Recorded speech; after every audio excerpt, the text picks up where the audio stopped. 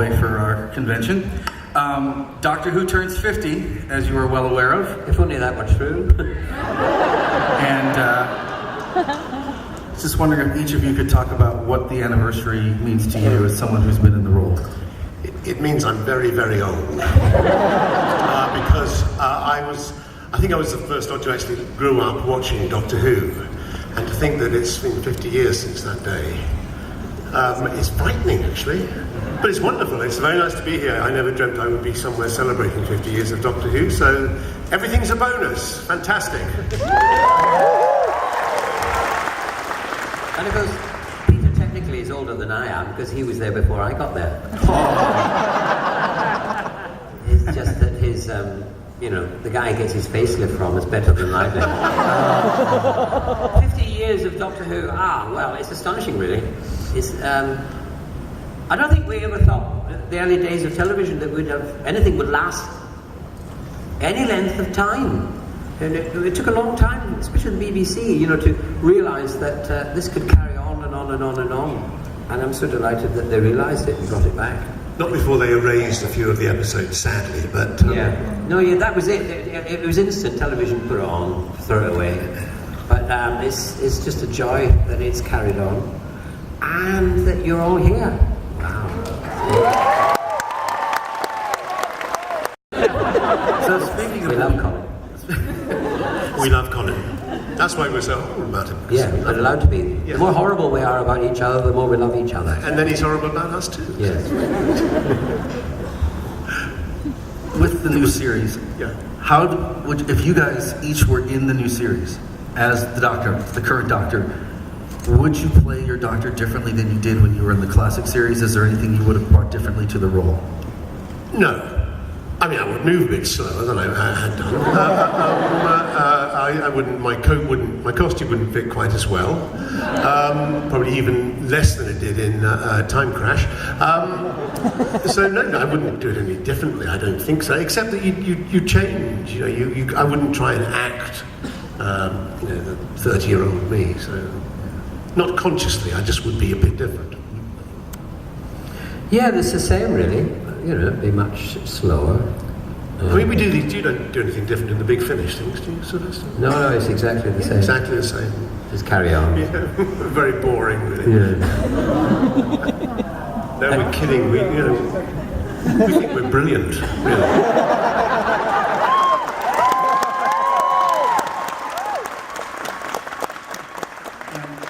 What are you guys doing for Big Finish for the anniversary? Yeah, what are we doing? I mean, I've done it. Yes, I've done it. I can't done it. I went in and did it. Yes. I saw you for a split second right. in the morning, and then I was away. Do you remember anything about it, though? No. So we're going to I wouldn't tell you. Yeah, exactly. We're going to take the line, we're not allowed to tell you. But it was a bit smelly when, working with the other earlier doctors who are no longer with us. It was a bit...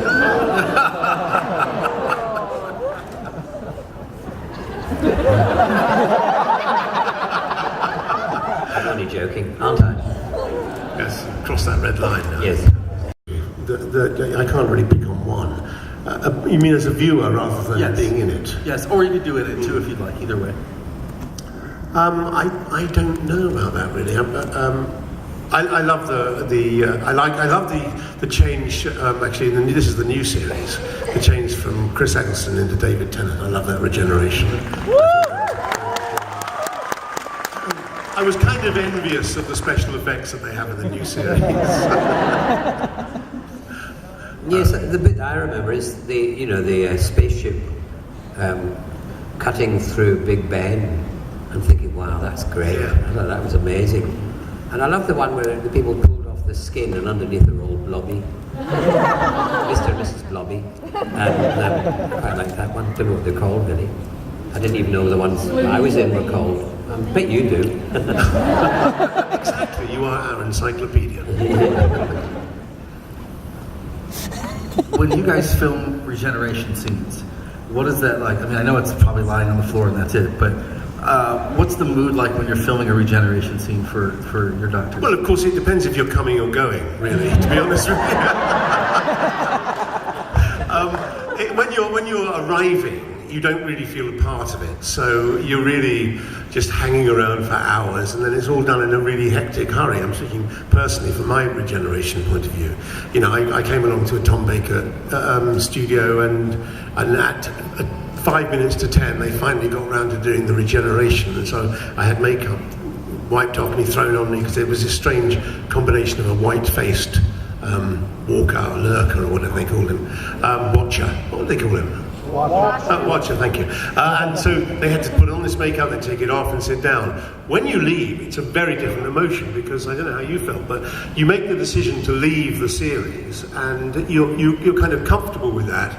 You want to move on. There are other things you want to do, and then when it comes to it, and you watch the next Doctor lie down in your place, you think, no, this is just not right. I shouldn't be turning into Colin Baker. I want my part back. So you have well, at the same time as it was your choice entirely to leave, you just think, why? I didn't think it would ever carry on without me. I can't explain it really, but I know that David felt the same way. I think it's a very common thing. It's, you know, to hand over is a weird emotion. Well, for me it was rather strange, because I arrived and the previous Doctor forgot to turn up. So what they did was they put me in his costume, lost me for 3 days, and well, he's a big fella, and I had to play both Doctor Who number 6 and 7. So that's a rather special tick in my favour. When it came to handing over to Paul, you know, that little ugly little liver-puddling fellow, when it came to handing over to him, it was very much as Peter described, really. You know, at one point I was having a great time, and you know, for years the BBC had underfunded Doctor Who, and suddenly I was in an overfunded Doctor Who, enjoying all the trappings of that. And then, you know, I had to hand over to Paul. I didn't mind too much, because I knew Paul, he's an old mate, so it was quite fun. It was really quite fun. But it was sad when I saw him take over the mantle. What are as two gentlemen who have played the Doctor, what do you think are the common traits that pretty much all the actors that have done the Doctor try to bring to give the character a sense of uniformity to no matter what the face is? Well, I think it's the opposite to uniformity. What we try to bring is our own individuality. And that's what's helped, one of the things that's helped keep it going for all these years. Yes. Because we bring, you know, ourselves very different from the one before. But at the same time, I do remember thinking about, sometimes there were moments, and I remember that's a John Pertwee moment, or I mean, for me, I was doing Colin's script, really, because, you know, I was actually trying to fit into Colin's. So these things pop into your head at the same time, but also you try and bring a totally different personality. So this is a sort of common humanity about the part, isn't it? That he, you know, he believes in life, and he, you know, loves Earth, and he doesn't believe in violence for its own sake. So, but apart from that, yes, you're entirely right. You're cast to be different. That's the whole point. So you do have to find a sort of common thing, but at the same time, bring your own sort of character to it. And how has playing the Doctor affected you, not as in terms of your career, but personally? Has that role changed you, you know, as individual people? I mean, it's something that's kind of with you for the rest of your life.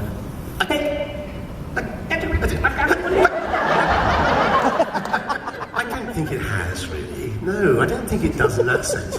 Apart from that, any part you play might expand, your, you know, the way you think. But I can think of many other parts I've played that have done that more so than the Doctor. It's a great part to play.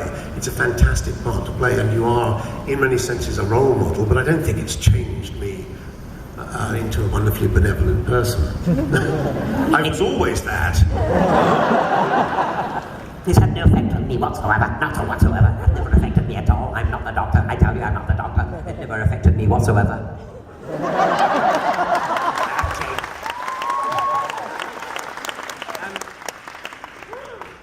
Yeah, no, it's